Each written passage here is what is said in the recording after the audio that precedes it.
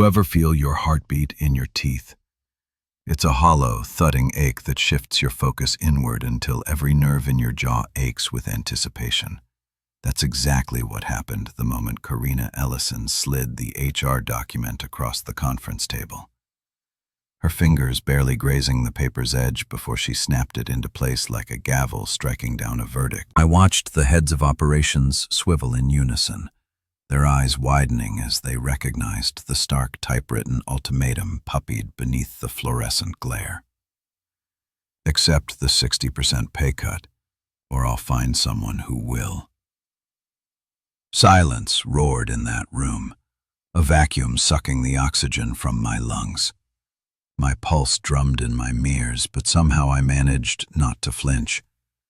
Her words came out cold and measured, each syllable a calculated blow delivered in front of the entire staff. Her staff. Her kingdom. Cold, public, humiliating. Karina's voice never wavered, never dipped into hesitation. She didn't need to. This was her power move, a demonstration of everything she'd built: respect, fear, authority. Yet they didn't know that I was her husband, not officially. That fact was part of her design: control behind closed doors, invisibility in public. I'd watched her sculpt our shared world around my absence, turning me into a ghost at our own dinner table. And there she was, doing it again. I kept my face neutral, my posture relaxed, though beneath the surface I was raw with outrage. My mind raced through every memory: late nights drafting our first client proposal, the triumph when we closed that Series A round, the way we used to steal kisses in the stairwell before deadline swallowed us whole. Back then, we were equals partners. Now here I stood as collateral evidence of her ruthless ascent. When her gaze flicked to me, calm and furious, I responded with a measured, "I'll need 24 hours to consider." My tone held just enough restraint to mask the tsunami inside. Every eye in the room bore into me, assessing, waiting for a sign of weakness. They didn't understand. None of them knew I'd once been her confidant, her co-conspirator. In every late-night brainstorming session, they saw a colleague, maybe an underperforming executive whose time had passed. They didn't see the husband she dismantled piece by piece, the man who had supported her climb to the top while she sharpened her claws. But now, as I watched my words echo against the glass walls, I felt a quiet shift inside, the cracking of something I thought was unbreakable. Something in me broke in that moment, too. Karina's lips twitched, almost a smile. She stood, smoothing the lapels of her tailored blazer, and announced the meeting was adjourned. Around me, chairs scraped back and a low murmur rippled through the room as colleagues gathered their briefcases and coffee cups. I didn't move. I watched them file past, their conversations hushed, as if they were afraid to disturb the moment's aftermath. Their shocked glances cut sharper than any blade. I allowed myself a slow breath before packing my laptop and notes. Every motion deliberate, like a man who wants to show he still controls his own destiny, even if only in that small gesture. When I finally stepped out into the hallway, the corridor lights felt harsh and accusing. I closed my eyes for a split second and pictured Lucas, blissfully unaware that his father was being publicly castrated in the name of corporate strategy. There was anger, yes, but beneath it was a deeper tremor of betrayal, an ache for the life we once shared, for the partnership I believed we had. Yet I knew that path had closed the moment she chose to humiliate me in front of people who would never care if I existed or not. I descended the elevator, pressing the lobby button with an almost violent snap. And as the doors opened, I realized I couldn't go home. Not yet. I wasn't ready to face her tonight to pretend everything was normal over dinner. I ducked into the stairwell instead, my footsteps echoing on concrete and leaned against the cool wall. My fingers itched for my phone, but I resisted. Instead, I focused on steadying my breath, grounding myself in the moment. I replayed her words, the way she looked at me with that flicker of triumph in her eyes. I'll find someone who will, someone who would take my place, who would be grateful for scraps. But that wasn't me anymore. The man who sat in that boardroom didn't tremble under her gaze. He didn't cower. He met her challenge with a request for time, a luxury she rarely afforded herself or anyone else. In that request, I felt the spark of something else. Hope. Not hope for reconciliation, but hope for escape and reinvention. I pressed my back to the wall, closed my eyes, and made a decision to answer her ultimatum. Not with defeat, but with defiance. I straightened up, squared my shoulders, and stepped out of the stairwell into the quiet hum of the parking garage. The cool air hit me like a shock, and I inhaled, tasting freedom for the first time in years. I would give her 24 hours. I would consider her cut, her terms, her power. But I would also consider my own options. And when I re-entered that glass fortress tomorrow, I wouldn't be the same man who walked out tonight. Something had shattered alongside my composure.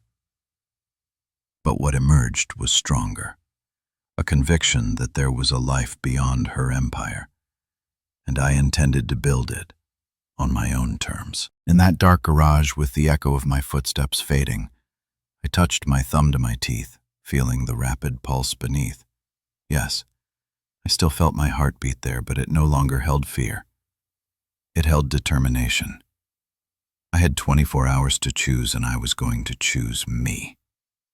We were just two names on a startup's payroll back then, Karina and me, young, hungry, and unaware of how ambition can rot the foundation it's built on. Silver Systems didn't have glossy logos or multi-million-dollar contracts at the time, just a vision and a loft office above a bakery that made the whole place smell like sourdough and dreams. We were a ragtag bunch chasing cloud infrastructure innovation like it was oxygen. And somehow in the middle of the chaos, we found each other. It started as late-night burrito runs, then turned into stolen kisses by the printer. And before I knew it, we were co-writing code, goals, and a life. Karina was fire, sharp, commanding, impossible to ignore. She saw ladders everywhere and climbed them 2 rungs at a time. I admired that at first. I encouraged it, supported her moves, took notes during pitch rehearsals, edited her presentations, even let her practice telling off underperforming engineers on me just so she'd sound fierce but fair. I wanted her to rise. I never realized she was training herself to rise alone. When she got promoted to Vice President of Human Resources, I celebrated like it was my own win. She had presence in meetings, command over a room, and I found my niche in strategic partnerships. Quiet work, but critical. I built our client list from nothing. Cold calls, trade shows, chasing leads that didn't want to be chased. I landed contracts that floated payroll during tight months, established relationships that the board would later call foundational to our scale. But I wasn't flashy about it. I wasn't on magazine panels or featured in Forbes' Next 100. I didn't need that. Karina did. She loved the spotlight, the applause, the LinkedIn repost that called her visionary and disruptive. I was content with peace. She craved clout. And somewhere along the way, she stopped seeing us as partners and started seeing me as a prop, a placeholder, a man behind the curtain. We moved into a townhome in Rosegate once bonuses started to roll in. I remember the first night there, standing in the kitchen while Lucas napped upstairs, and she walked in wearing her silver-branded fleece, eyes sparkling from a company-wide presentation she'd just delivered. "We're building something huge," she whispered, arms wrapping around my waist. "Together." I believed her foolishly, because even then the cracks had begun. She didn't ask how my meetings went anymore. She missed dinner twice a week for executive strategy calls and slowly replaced our shared calendar with her own. Our conversations drifted from personal to professional and then stopped altogether. At work, she stopped looking at me like I was her person. She looked at me like an asset, useful but expendable. I should have spoken up. Should have pulled the ripcord when I started noticing the small humiliations. The time she corrected my report in front of the junior staff instead of waiting till we got home, or when she forgot to loop me in on a major contract negotiation even though the client had been mine. But I didn't. I told myself it was temporary, that the pressure would ease, that she'd remember we were on the same team. That boardroom meeting proved otherwise. After she slid that document in across the table with its ice-cold demand for a 60% pay cut and a threat of replacement, I replayed every compromise I'd ever made for her, every sacrifice that now sat neatly buried under her empire. This wasn't a moment of miscommunication. This was who she had become and who she expected me to become. Silent, compliant, replaceable. I drove home that day on autopilot, gripping the steering wheel tighter than necessary, the taste of humiliation still sour in my mouth. Our neighborhood looked too pristine, too polished for what I was feeling, like reality refused to match the storm inside me. I pulled into the driveway and just sat there for a moment, engine idling, watching the soft glow of our living room lamp filter through the blinds. When I stepped inside, Lucas was on the floor building a Lego version of something that looked like Silver's office. He looked up and smiled. "Mom said you were in a big meeting." He didn't know. He couldn't. And that innocence punched me harder than anything she'd said. Karina was in the kitchen heating something in the microwave. She didn't turn around. "Hey," she said casual, like she hadn't tried to publicly amputate my career just a few hours earlier. I wanted to shout to demand an explanation, but instead I stared at her back at the way she moved with such certainty, like her world was untouched by the damage she left to mine. "You ambushed me today," I said finally. She paused barely. Then she turned, arms crossed. It wasn't personal. It was a strategic decision.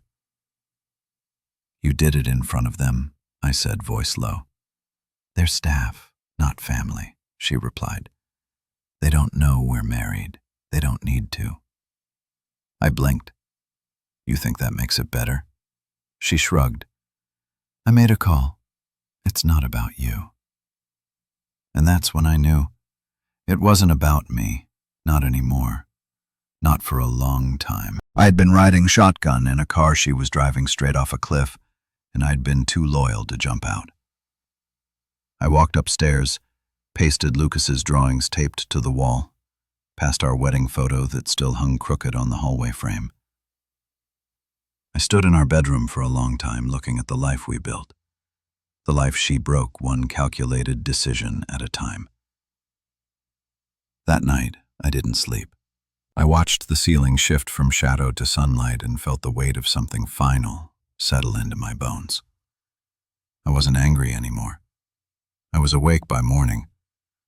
I wasn't the man who used to quietly protect her legacy. I was the man she underestimated.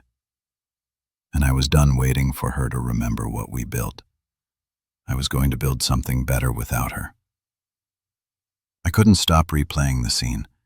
Karina's voice, sharp, cold, like a blade across the back of my neck. The way the others looked at me as she did it, some with pity, some with silent relief that they weren't the target. The tap of her pen after the ultimatum, the stillness in the room as I said I needed 24 hours. And now, alone in my car, I sat parked outside our home with the engine off, fingers still gripping the wheel like I was waiting for something to crash. The house was dark except for the small porch light that flickered every few seconds, casting shadows across the front yard like ghosts pacing the grass. I didn't move. I stared at the windshield, my reflection faint in the glass. I didn't know who I saw anymore. Husband, father, employee, target, and now, maybe something else entirely. Something I hadn't felt in a long time. Unshackled. Humiliation has a strange way of stripping things clean. You stop making excuses. You stop lying to yourself. You see things plain. Eventually, I stepped out and quietly made my way into the house. Lucas was asleep. His door cracked open just enough for the glow of his nightlight to seep through. I paused, peeking inside. He had fallen asleep with a drawing clutched in one hand, crayons scattered across his bed. I stepped in softly, eased the paper from his fingers. It was a family drawing, him in the center, Karina on the right, our dog that died 2 years ago on the left. Me? I wasn't there. Just a smudge where another figure might have gone, erased with a careless pink thumb. Maybe I'd missed too many breakfasts, too many games. Maybe I'd made myself invisible. Or maybe I'd been made that way. I tucked the sheet on his nightstand and walked to my office downstairs.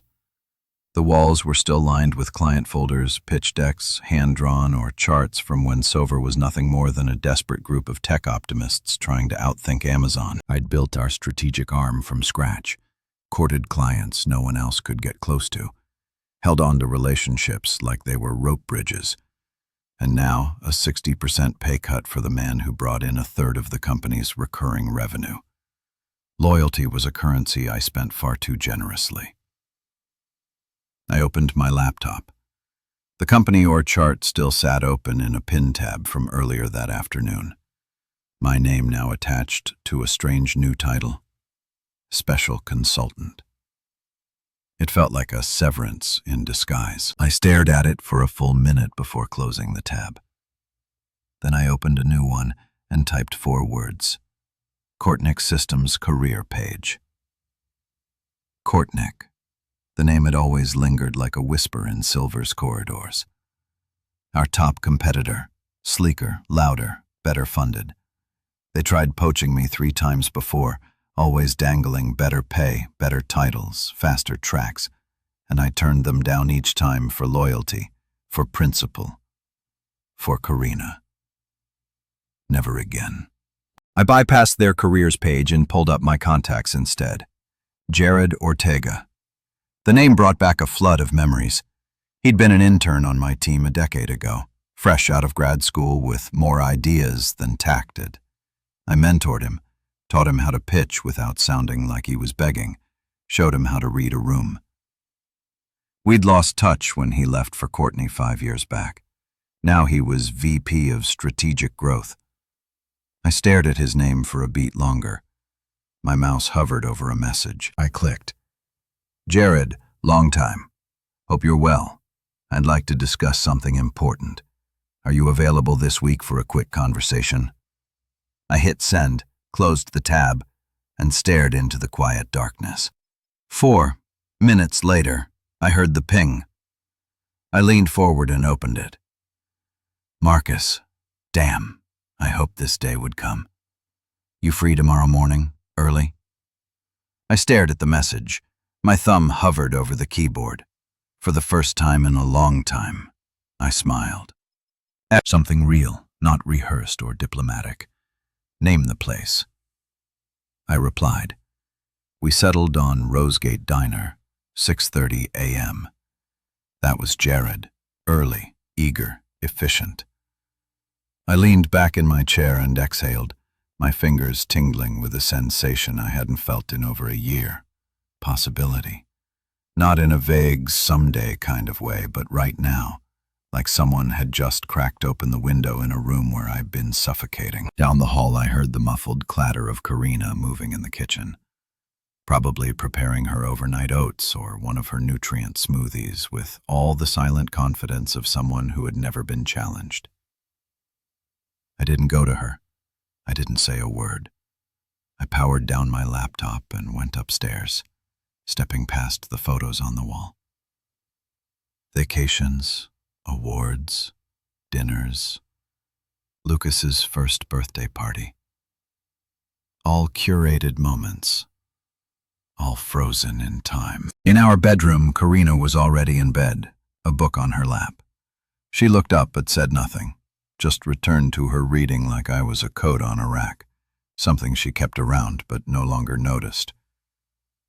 I changed in silence, slid into bed without brushing against her, stared at the ceiling, heart still echoing against my ribs.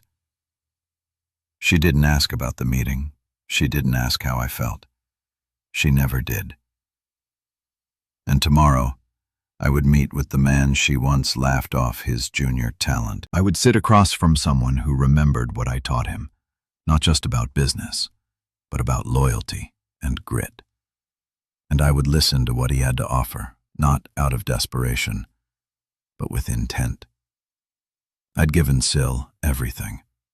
I gave her everything.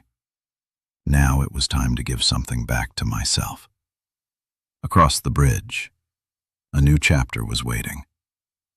And this time, I would walk in with both eyes open. The Rosegate Diner hadn't changed since I'd last been there 5 years ago. Same cracked leather booths, same flickering neon sign above the counter, and the same waitress, Gloria, who moved like she had owned the place long before the actual owner ever signed a lease. It was the kind of place people came to disappear into routine. But that morning, before the sun even touched the rooftops, I wasn't here for routine. I was here to end one chapter and begin another. Jared was already seated when I walked in, grinning like a man who'd just found a winning lottery ticket. He stood up to hug me. "Marcus," he said, slapping me on the back, "I swear I've pictured this moment more times than I'd admit to HR." I chuckled, easing into the seat across from him. "I see Courtnix hasn't taken the charm out of you, just polished it," he said, then signaled to Gloria without even glancing at the menu. "Coffee for both. Black, right?" Something's never changed. I leaned back, studied him a little. He'd filled out, his jaw sharper, his suit better tailored, his voice steadier. He looked like a man who finally owned the rooms he used to sneak into.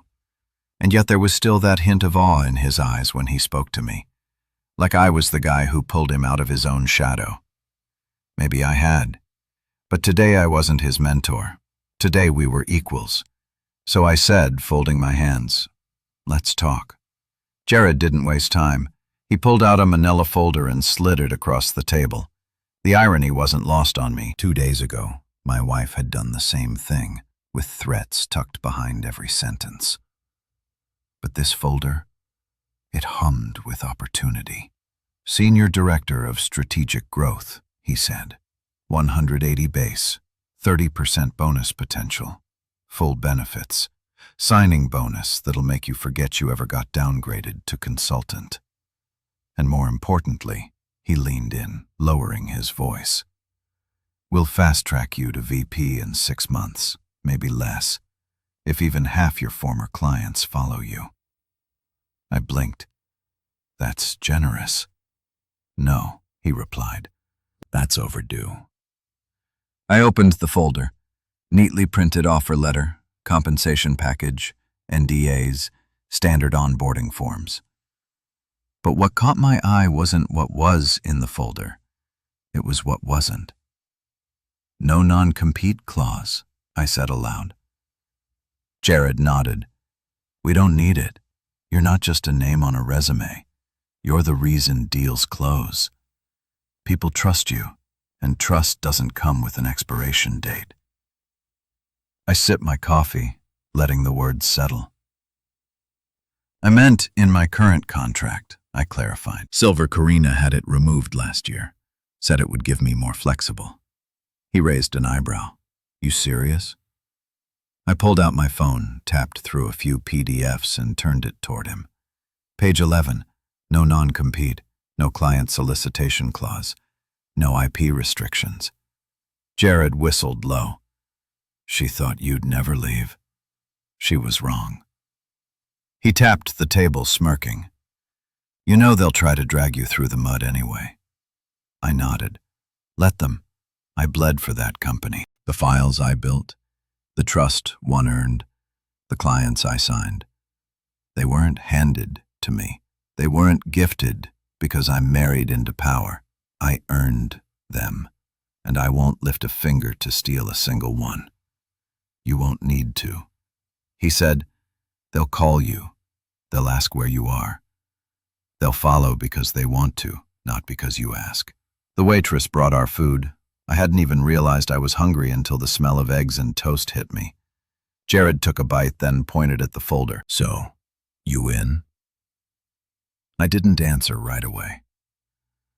I picked up the pin he'd placed neatly beside the packet. It felt heavy in my hand, not just from the metal, but from what it symbolized. Not revenge, not ego, but self-respect. After being buried in Karina's shadow, after being turned into a convenient pawn in her strategic ambitions, here was a chance to step back into the light. I signed. Jared raised his coffee mug. To new beginnings. To freedom, I said. So, you in? We ate in silence after that, the kind that only exists between people who understand the gravity of a moment. As we left the diner, the sky had begun to brighten, soft streaks of orange cutting through the dawn. I climbed into my car, folded her in hand, and sat there for a long moment. Not because I was unsure, but because I felt weightless, like the tension I'd been carrying in my chest for the past 2 years had finally lifted. When I got home, the house was quiet. Karina's car was gone. Early meeting, no doubt. She didn't ask where I'd gone, didn't check to see if I came home last night, didn't seem to care that we hadn't spoken since the HR ambush. I went to my office, closed the door, and pulled up the silver employee handbook, the one I'd helped write. It was all still there, pages of policies, clauses, protocols, but none of it applied to me anymore. I was untethered. Still, I scanned through my own employment agreement again, just to be sure. No non-compete, no restrictions on where I work next. Karina had assumed I'd be loyal until the end. She'd never imagined I'd have the spine to walk away, much less the leverage to land somewhere stronger. She'd unhooked my leash, thinking I wouldn't move without her. Her mistake. I printed my resignation letter that night. Straightforward, professional, no bitterness on the page, but every sentence tripped with clarity. Tomorrow, I would walk into her glass-walled office wearing the same suit I wore when we pitched silver to its first investor. Black, crisp, poised. And this time, I wouldn't be the one begging for her approval. I'd be the one holding the final word. I wore the suit with intention. Black wool tailored, the one I hadn't touched in years, but never had the heart to get rid of. The one I wore when Karina and I pitched silver to the angel investors who first gave us a shot. Back then, she had held my hand under the conference table, squeezing twice every time she got nervous. Now she wouldn't even meet my eyes across the dinner table. The irony was rich. I adjusted my cufflinks in the mirror, took a long breath, and walked out the door. The drive to Silver was quiet. Not a single song felt right, so I let the silence ride with me. I passed the same coffee shop where Karina and I used to split a bagel on early mornings. She always took the top half with the extra sesame seeds. These days, she barely spoke before leaving for the gym or another strategy call. Somewhere between ambition and titles, we stopped being a team. When I stepped into the building, I nodded at reception, then rode the elevator to the executive floor. My heart didn't race, no tremble in my hands, just a strange calm, like I was walking into a funeral. I'd already grieved. The doors opened, and there she was behind the glass wall of her office, back straight, pen in hand, dissecting some document like it owed her an apology. I knocked once. She looked up, surprised to see me.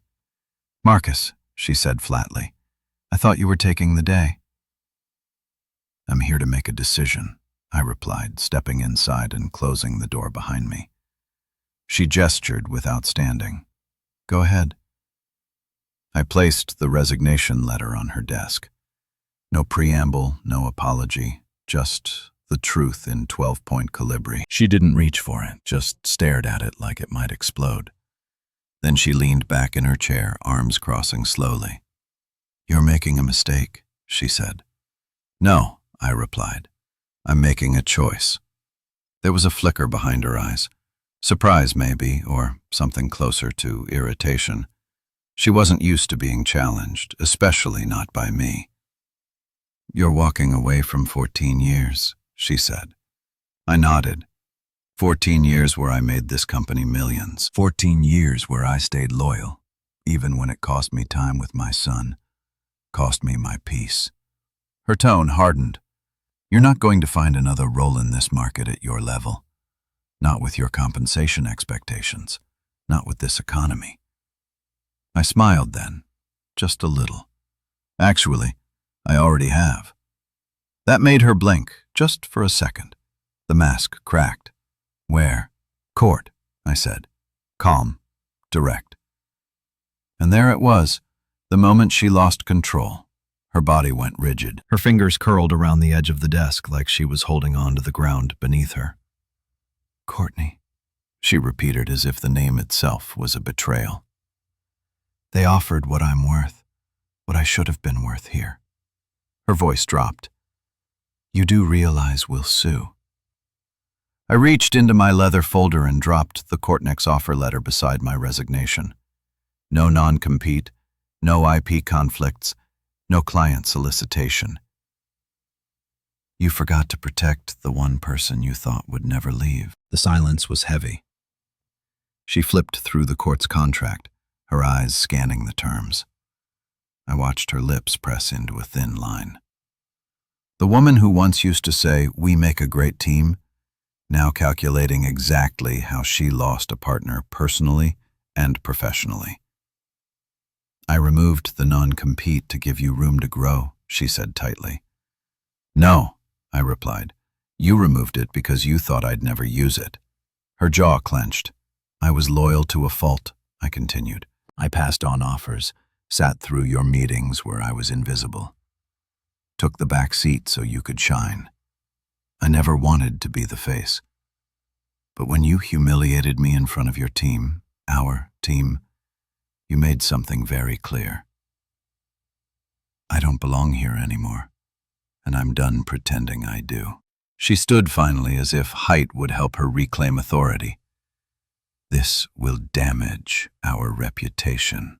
No, I said, it will damage yours. For a beat, we stood there in silence, two people who once built something side by side, now on opposite sides of a war neither of us declared out loud. The room felt colder than I remembered, more clinical, less ours. I built this company, she said quietly. So did I replied. And now I'm building something else. There was a finality in the way I said it. Her mouth opened slightly, then closed. I could tell she wanted to say more, but there was nothing left that could undo what had already been broken. I turned to leave. Marcus, she called just as I reached the door. I paused, hand on the knob. Why now? She asked. Her voice wasn't demanding anymore. It was something closer to human. I looked back at her, the woman who used to dance barefoot in our living room, who once whispered her dreams against my collarbone, who used to believe in us. Because yesterday, I said, I realized I've spent too long being loyal to someone who stopped being loyal to me. Then I opened the door and stepped out. By the time I reached my office, news had already started to ripple through the floor.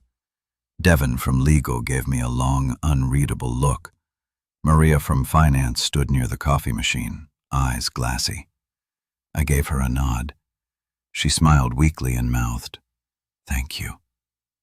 I packed my things in silence. A few folders, my son's crayon drawing of a rocket ship, a coffee mug that said, "Do the work." I left the framed picture of Karina and me at last year's gala in the drawer. That wasn't a memory I needed anymore. HR pinged me before I could head out. "We'll coordinate your exit documents," the email said. "Please wait for security to escort you per protocol." Security. After all I'd done, after all I gave. This was how it ended. Like a threat, like a liability. I waited, calm, unbothered. I didn't want a scene. I didn't need one. The security guard was polite, almost apologetic. "Just protocol, Mr. Ellison," he muttered. I nodded. Of course. As we walked through the corridor, I could feel eyes on me. Colleagues trying to look busy, screens flickering with pretend work. No one spoke, but everyone watched. And then I stepped through the glass doors of silver, one final time. No announcement, no applause, just quiet shoes on tile and a gust of wind as the doors shut behind me. But I didn't look back. Not once. The air outside Silver's building was different, not just cooler, but freer, like the kind of breeze that lets you know you've just walked away from a fire and survived. I stood on the steps for a few seconds longer than I needed to, holding the box of my things in one arm, my resignation confirmation envelope in the other. It was strange how light it all felt. After 14 years of loyalty, I expected the weight of regret, the tug of nostalgia. Instead, I felt nothing but clarity. Devin from legal had sent me a one-line Slack message an hour before. "Do you want a quiet exit strategy?" I declined without hesitation. I didn't need fanfare, but I wasn't going to slink out the back door like I'd been caught stealing office supplies. I wanted them to see me leave, to feel the ripple of it. Maria from finance had been crying. She didn't say much, just hugged me fiercely and whispered. She didn't have to do it like that. She meant Karina. Everyone did. They'd seen her play her hand, wield her power in that conference room, not like a leader, but like a tyrant marking her territory. And now that I was gone, they'd be watching her even more closely, waiting to see who'd be next. The security escort wasn't even necessary, but protocol demanded it. For senior staff, they claimed. What they meant was for those whose exits hurt the bottom line. The guard walked quietly beside me, eyes fixed ahead. When we reached the elevator, he pressed the button, stepped back. I glanced at him. "You draw the short straw?" I asked. He gave a half smile.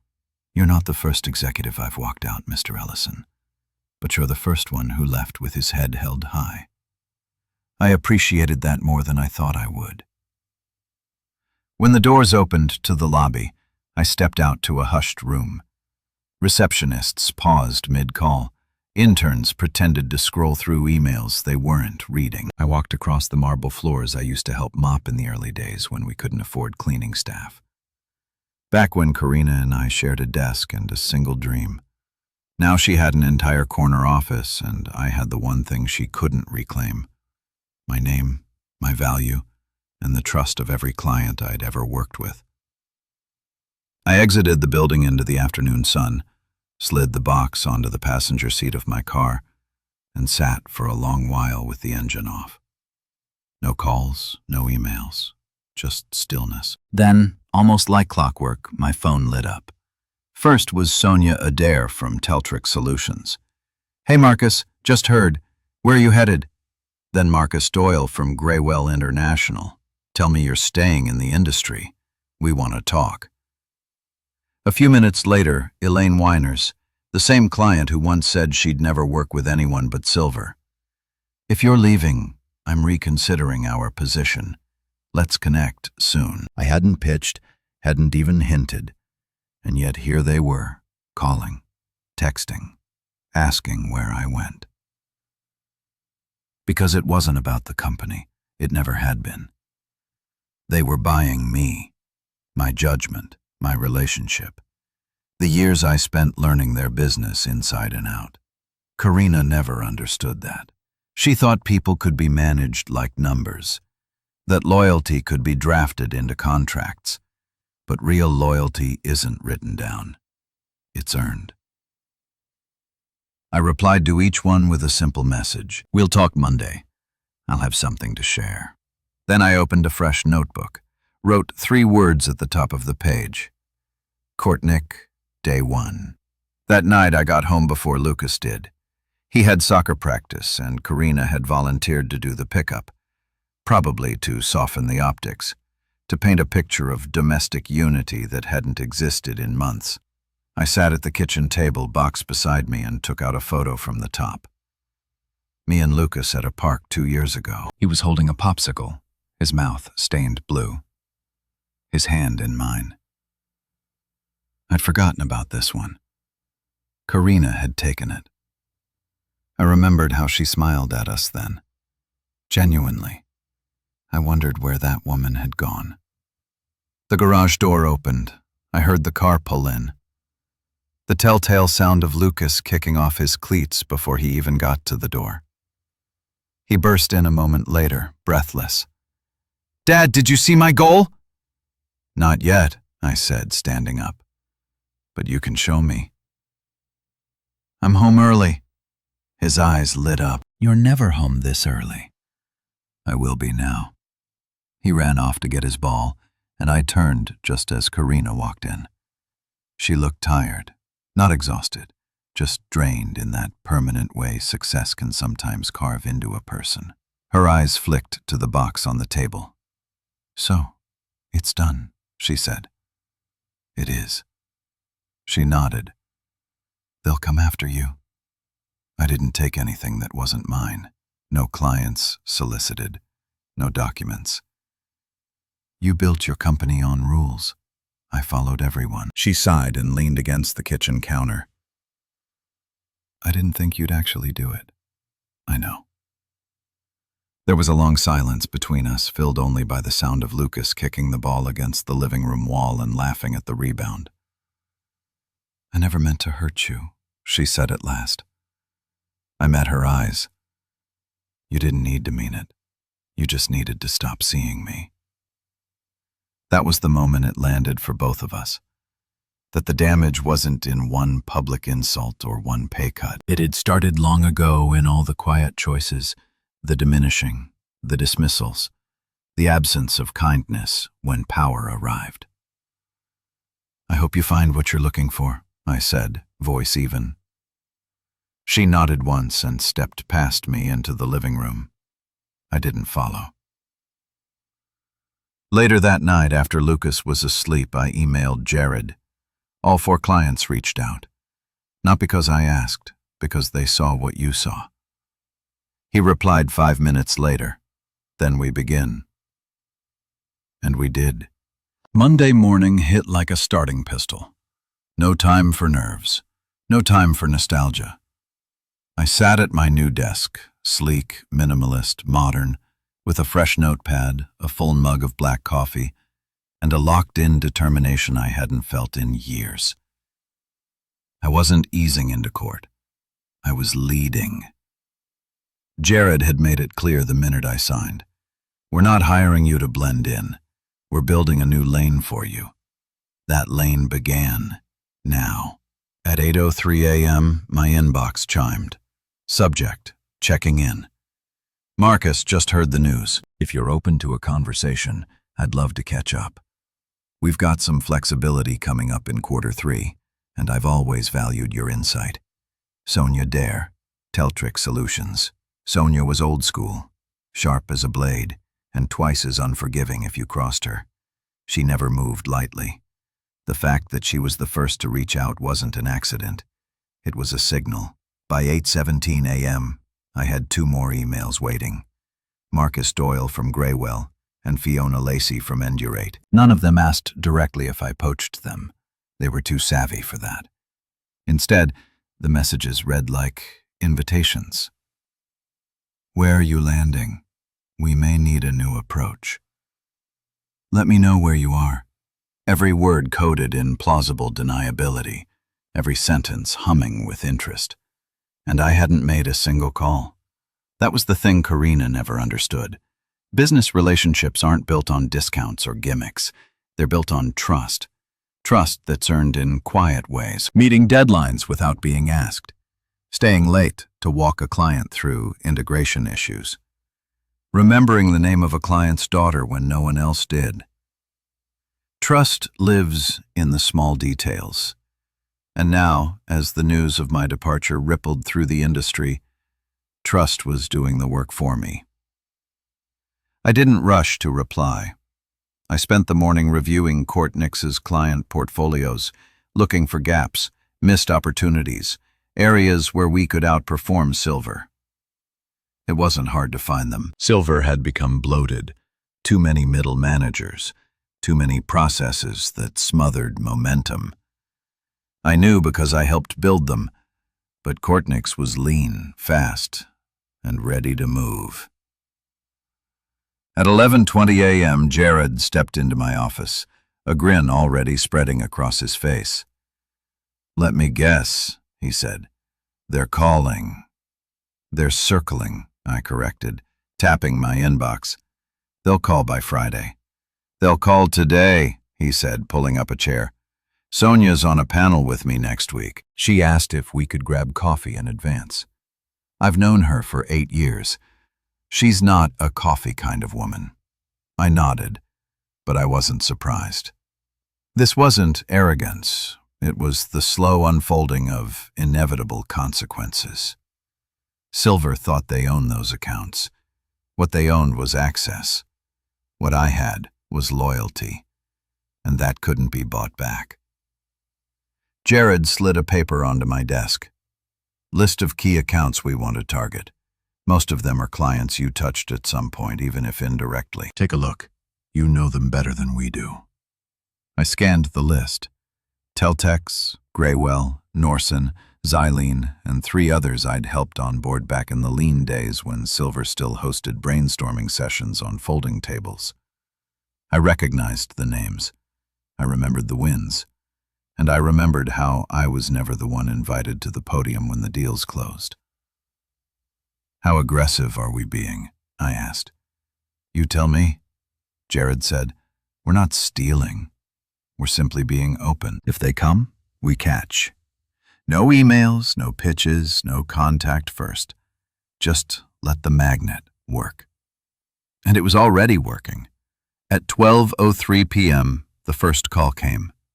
My phone buzzed. Elaine Wee. The same Elaine who once told me to my face, "I don't switch vendors, I don't do drama." The woman who once asked Karina to remove me from a Zoom call because she thought executives should know when to exit quietly. I picked up. "Elaine," I said. "Marcus," she replied, her tone cool but curious. "You landed somewhere yet?" "I have. Cortex. Yes." There was a pause. "Good. I've been waiting for a reason." A reason. That's what I had become. A reason to reevaluate, to reconsider, to realign. We talked for 6 minutes. She asked questions about Courtnix's roadmap, stability, ethics. I answered clearly, honestly, with no attempts to sell her. When we hung up, I didn't press. I didn't follow up. I didn't need to. At 2:12 p.m., Marcus Doyle followed. By 4:47 p.m., I had 6 meetings on the calendar, all requested, none initiated by me. I leaned back in my chair, watching the soft glow of sunset stretch across the Cortex skyline view. An office without tension, without judgment, without silent warfare tea. When Karina came to pick him up, she paused in the doorway. "You're home early," she said. "I work somewhere that values balance," I said, not looking up from the drawing Lucas had taped to the fridge. She didn't respond. As they left, Lucas turned back and whispered, "Can we hang out again Wednesday?" "Count on it," I said. I closed the door and stood there for a long moment, the house quiet, the evening light soft and forgiving. I'd spent years thinking that victory was about holding the high ground, staying loyal, waiting to be recognized. But real victory, it was having people remember who you were when you're no longer in the room. And they were remembering now. It was a Thursday night late. Lucas had just gone to bed, and I'd finished replying to a last batch of emails. Quiet ripples from the growing wave of client shifts. The numbers were speaking for themselves. Court's weekly growth metrics were starting to mirror Silver's losses. Even Jared, usually calm and smooth, was starting to wear a look I hadn't seen before. Hunger. The kind of hunger that came from watching years of waiting finally start to bear fruit. I just set my phone down when it rang. An unknown number, local area code. I stared at the screen for a second before answering. "Marcus Ellison," I said. There was a pause. Then, "Marcus, it's Harland Royce, the CEO of Silver Systems." I stood without realizing it, one hand bracing the edge of the kitchen island. I hadn't heard his voice in months. Even when I was still with the company, Harland was one of those appear-once-a-quarter leaders only visible when there were cameras or crisis. Apparently this was both. "Evening, Harland," I said evenly. "Didn't expect to hear from you. I'd like to speak man to man." He began, his tone diplomatic, controlled. I could practically hear the legal department sitting behind him, nodding silently. "All right," I replied, walking to the living room window. "I'm listening. This situation with your departure, it's escalating more than we anticipated." "I didn't escalate anything. That's not what I meant." He cleared his throat. "You've built strong relationships over the years, and we recognize that. But the client shifts we've seen recently are the result of trust." I cut in. "Trust you let your head of people publicly destroy." He was quiet for a beat, then he continued. "Measured. We'd like to offer you a revised package. New title, senior partner, equity, full reinstatement. We can undo what was done." I almost laughed, not out of disrespect but disbelief. The man who once told a boardroom that I was foundational but not irreplaceable now wanted to reverse course because he finally understood that foundation didn't mean invisible. It meant essential. "You're too late," I said. "Think about your family," he said softly. I looked down the hallway where Lucas's nightlight glowed under the doorframe. "I have," I replied. I thought about my son asking why his mother yelled at me in front of the entire staff. I thought about the mornings he saw me leave before sunrise and come back after dark. I thought about the way he stopped drawing me in family portraits because I was always at work. "Marcus, I gave everything to Silva," I continued. "I built departments from scratch, held clients when your systems were failing, brought in the kinds of contracts that paid for Karina's entire HR restructuring. And when I needed dignity, just dignity, you gave me silence until the numbers dropped." "We didn't realize you didn't care," I said, sharper now. "And now that the market's reacting, I'm suddenly valuable again." "That's not how it works." There was a long pause on the other end. Then finally, "Is there anything we can say to make this right?" I looked out the window, watching the streetlights flicker across the pavement. I thought about the peace I'd felt walking into Courtnick each day, the respect in Jared's voice when he asked for my opinion, the way my calendar finally had room for my son. I thought about the meetings I'd had that week alone, 7 clients already transitioning for more reviewing proposals, the new team I was mentoring, people who looked at me not as a relic but as a leader. And I thought about Karina, who hadn't reached out once. Not to apologize, not to explain, not even to argue. "You can't make it right." I said, "Because you let it go too far. And the worst part is you probably still don't understand what you let her do to me. You didn't lose a name. You lost the one person who never asked for the spotlight, but held your brand together when everything else cracked." Another pause, but this one had weight. I see. He finally said, "No, Harland, that's the problem. You never did." I ended the call. I stood there in the quiet, the silence thick around me, the finality of that conversation ringing louder than anything he'd said. I wasn't angry. Not anymore. That part had burned away weeks ago. What I felt now is something cleaner, stronger, closure. That night, I walked into Lucas's room. He was half awake, curled in a messy tangle of sheets, his mouth slightly open. I sat on the edge of the bed, brushing a hand through his hair. "You won't have to ask me to be home anymore," I whispered. "I'm already here." The next morning, I opened my email and typed one final message to Jared. Subject: full commitment. Harlan called. He offered everything. I turned it down. Let's move forward. Jared replied 2 minutes later. Then it's time to grow this thing full speed. And we did. 2 months had passed. The skyline outside my court's office shimmered with late morning sun, the glass panels of neighboring towers casting reflections across my desk. I just wrapped up a call with Graywell International, our third successful transition in 6 weeks, when my assistant knocked gently on the glass. "Marcus, there's a visitor." "She doesn't have an appointment, but she said you'd want to see her." I didn't need to ask who. I stood, adjusted the cuff of my shirt, and walked out to the reception area. And there she was, Karina. She looked smaller than I remembered. Not physically, but in presence. The steel-hard edges she once wore like armor were duller, and the confident tilt of her chin was now tinged with restraint. Her blazer was crisp, her heels sharp as ever, but there was a quiet unease in the way she held her purse close to her body, like it could shield her from what she'd come to face. She didn't smile. Neither did I. "Marcus," she said, her voice measured. "Karina, I was hoping we could talk privately." I nodded once, turned, and led her to my office. The door clicked shut behind us, sealing in a silence thick with everything we hadn't said in months. She glanced around the space, sleek, warm-toned, tastefully modern.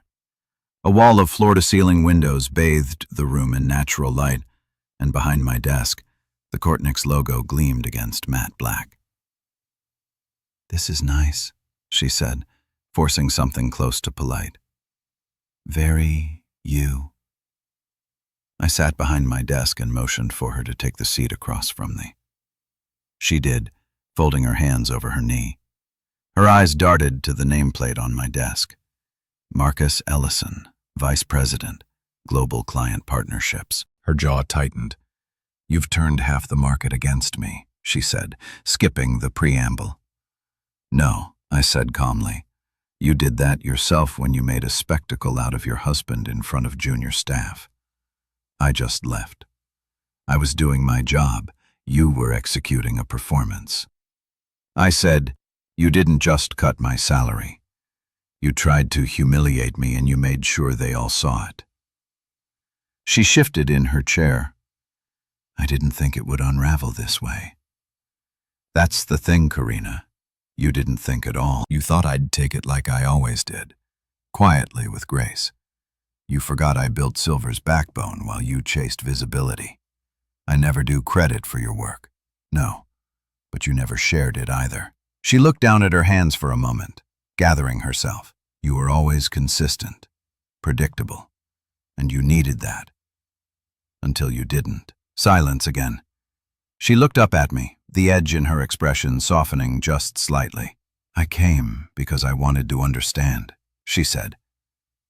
"Why you let it all go. Us, the company, everything." I leaned forward, resting my arms on the desk. "I didn't let anything go, Karina. I just stopped holding things that were already breaking me." She blinked. "I fought for us," I continued. "For the company.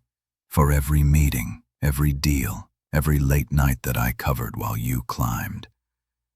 And you, somewhere along the way, stopped seeing me as a partner. I became convenient background replaceable. I was under pressure, she said quietly. We all were. But pressure reveals character, and yours came out cold. Her gaze drifted toward the window. Do you love what you're doing now? I didn't hesitate. I do. She nodded once like she already knew the answer. And Lucas? She asked. He sees me now, I said. I'm home. I coach his team. He puts me in his drawings again. That hit her harder than anything else I'd said. You know what he asked me last week? I added. Why didn't Mom ever clap when you came on stage at Career Day? I didn't even know he noticed, but he did. Her mouth opened slightly, then closed. No defense, no explanation. You're right, she said finally. I stopped seeing you. Somewhere between my ambition and my control, I just assumed you'd never leave. And I told myself that made me strong. It made you blind. She nodded slowly, then stood. Well, you've made your point. I stood too. I didn't ask you here.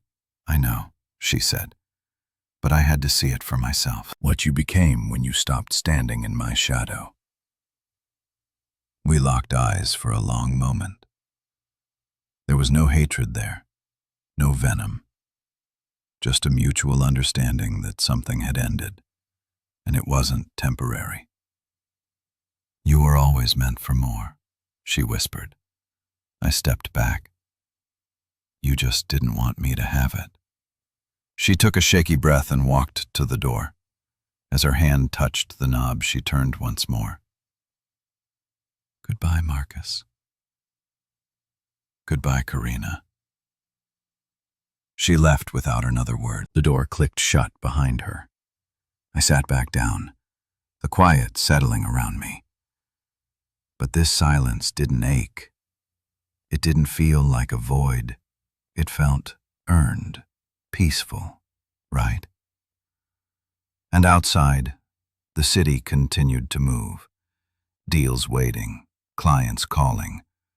My future wide open. She had walked into my office thinking I might look back, but I was already facing forward. A full year had passed.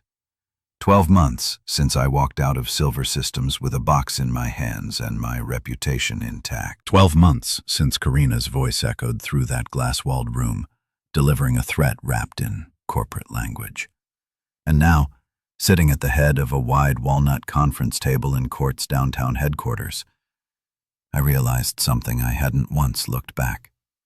Not out of stubbornness, out of peace. Final numbers from Q2, Jared said, sliding a folder across to me. We're up 27% over last year. That includes the Teltex account, Graywell, Xylene, and now Endurade. I opened the folder and let the numbers speak for themselves. Every name in that report had once been a Silver client. Every deal was when I had either originated, nurtured, or saved when others had fumbled it. But I hadn't poached a single one. I hadn't needed to. Trust is gravity. It pulls the right people toward you once the mask slips from those they thought they could rely on. Maria now ran our partner analytics division. Devin led our compliance team. Both had followed me from Silver, not with bitterness, but with resolve. They saw what I had endured. They saw what Karina did. And when the opportunity came to build something different, something ethical and quietly powerful, they didn't hesitate. Cortec hadn't just gained clients. It had gained culture. I closed the folder. Let's keep going. No press, no victory laps, just results. Jared grinned. You ever going to let yourself enjoy this? I'm enjoying it, I said. I just don't need to scream about it. Later that evening, I left the office while the sun still hung low over the skyline. My car was already idling in the underground lot, another silent courtesy from the assistant I once doubted I needed. I'd learned something in the last year. Freedom doesn't always come from revenge. Sometimes it comes from routine. From walking into a place every day where you're respected, not questioned.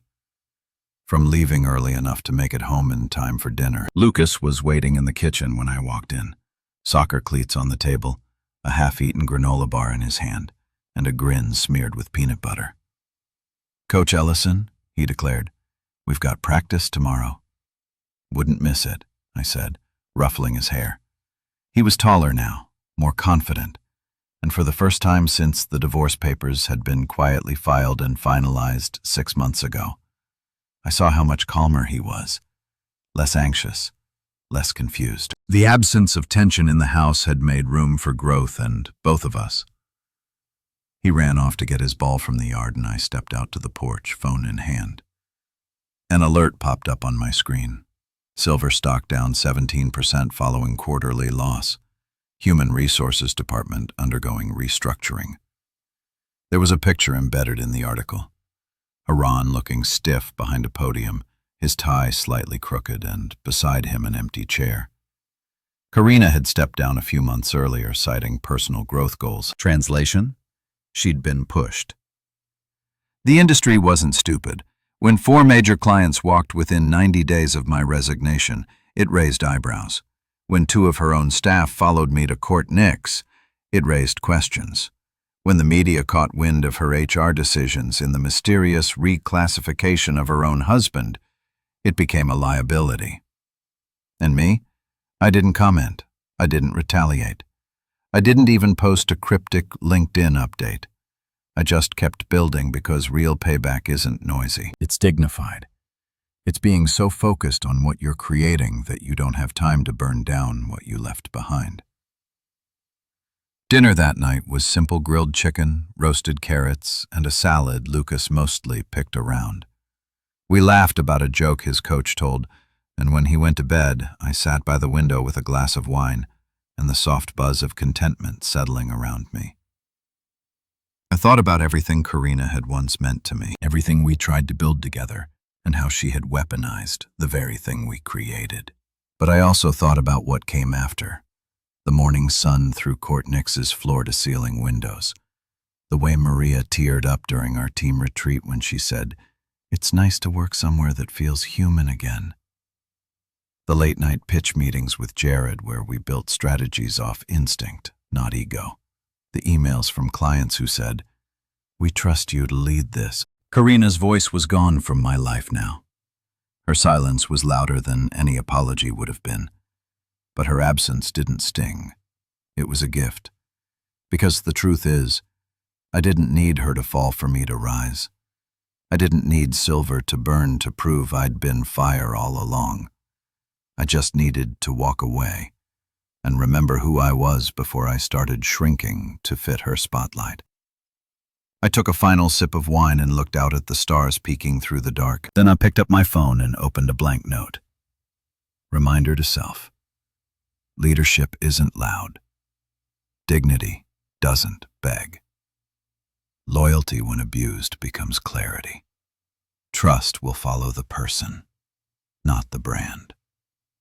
The best payback is peace. I closed the phone, set it on the table, and turned off the lights. Tomorrow would come, and I was ready.